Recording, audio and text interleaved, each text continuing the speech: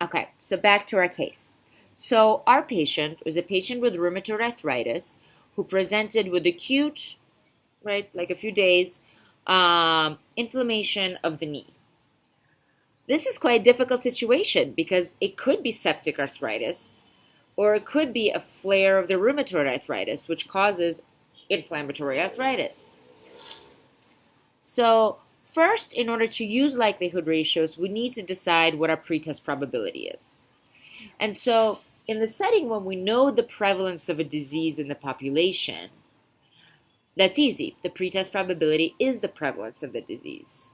So, for the case of septic arthritis, as I told you 2 slides ago, among all patients presenting to emergency department with acute arthritis, 18% were found to have septic arthritis. We're going to take that as a pretest probability. In cases where you don't know the prevalence of a disease in your population, you just have to make an educated guess. Based on your clinical assessment, how likely do you think this patient is to have septic arthritis?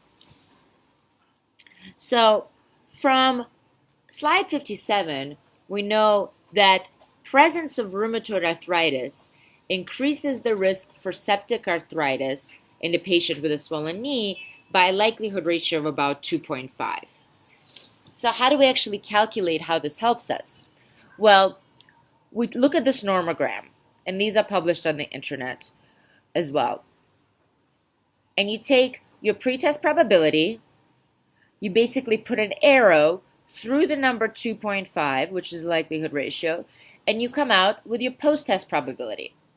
So before you knew this patient had septic arthritis, any swollen knee, 18% chance that it was septic. Now that you know she has rheumatoid arthritis, it is 38% likely that this patient has septic arthritis.